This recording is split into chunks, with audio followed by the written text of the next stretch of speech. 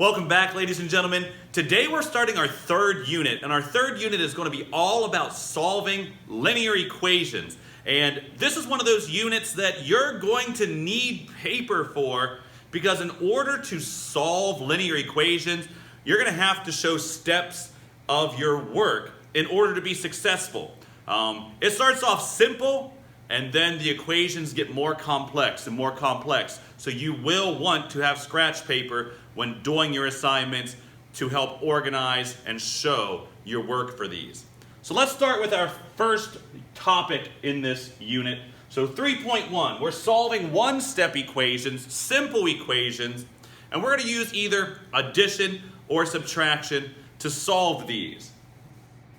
A few vocabulary terms before we start solving this simple linear equation. First off, an equation is just a mathematical sentence with an equal sign. So that's what we mean by when I talk equation. When solving equations now, we have these things called variables. And the variables are these unknown numbers that we use symbols for in that equation. And oftentimes those symbols are represented by letters. The most common letters you're going to see are X and Y.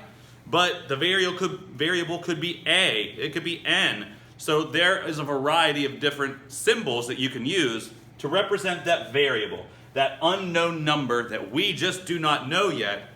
But when we solve, we'll be able to solve and figure out what that variable stands for.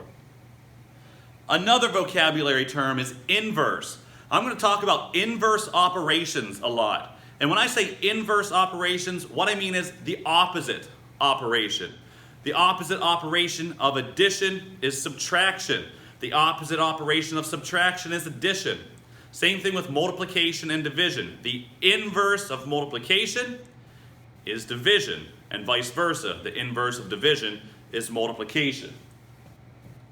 So what does a one-step equation look like? These are the simple ones. You can see there's a variable. It stands alone. And it's going to either be plus or minus a number equals a number. So we have an equation. It's an expression with an equal sign. And we have our variable. Our variable is x. So then ultimately, we're going to try to figure out what value x is.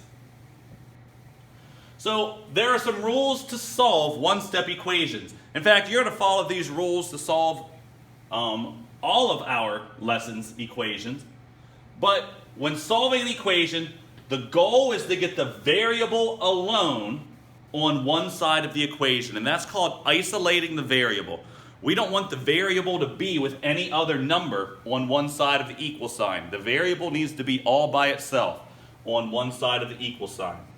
Step 2, we're going to do the inverse operation to isolate the variable. And then step 3, we have to balance our equation. What I mean by balancing our equation is if you do the inverse operation on one side of the equal sign, you have to do that same operation on the other side of the equal sign, and it keeps that equation balanced. So how do we solve a one-step equation? All right, so I said my goal is to get this variable all by itself. My goal is to isolate the variable. To isolate the variable here, to get it by itself, I have to move this 5. And to do that, I have to do the inverse operation. Well, it's a plus 5. So the inverse of plus 5 is minus 5. So I'm going to subtract 5. Now 5 minus 5 gives us 0. Good. So what I do is in my work, I cross those out. And then if you remember, the third thing we had to do was balance the equation. What I did to one side of the equal sign, I have to do to the other. So since I subtracted 5 on this side of the equal sign, I must subtract 5 to this side of the equal sign. So 13 minus 5. My next step, I bring everything down that I haven't used yet. So I'm going to bring the x down. I've eliminated that. 5 minus 5 is 0. I've eliminated that. I can bring my equal sign down. And then I just finished. 13 minus 5 is 8. So my answer to that problem is x equals 8. 8 is that value because I know 8 plus 5 equals 13.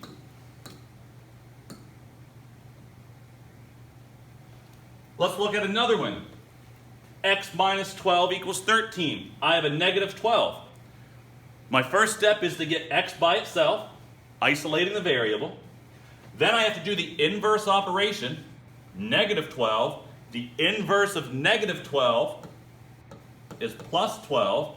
Negative 12 plus 12, that gives me 0. So I've eliminated it, so I cross it out. My third step, I've got to balance the equation. What I do to one side, I must do to the other side. So I add 12 over here.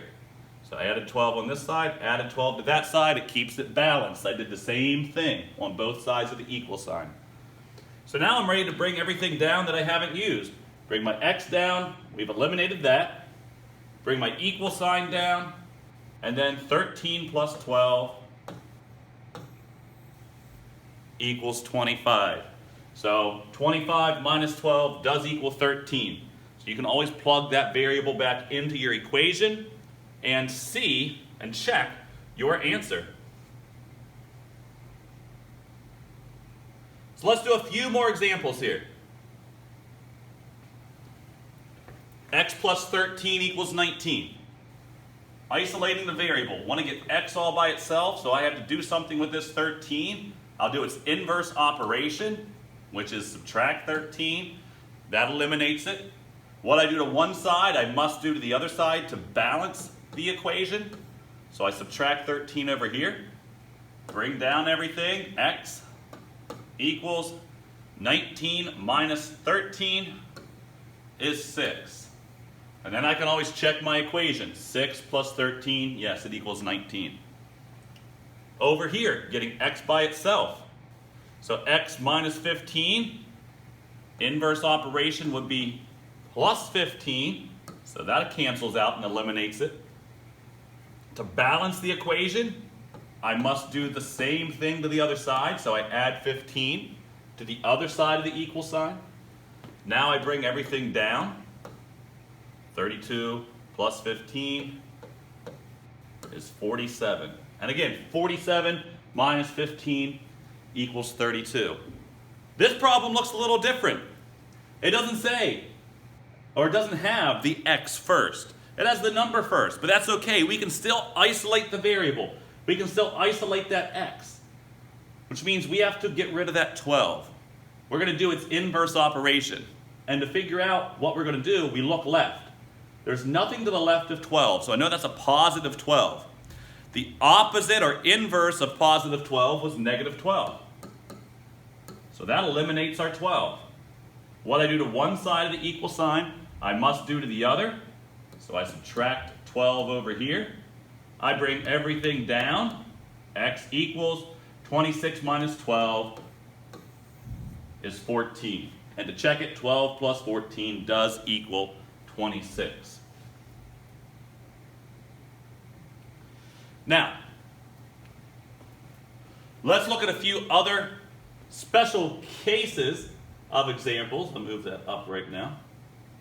Let me get rid of my menu. Let me go back. There we go. Just trying not to cover up the numbers. All right.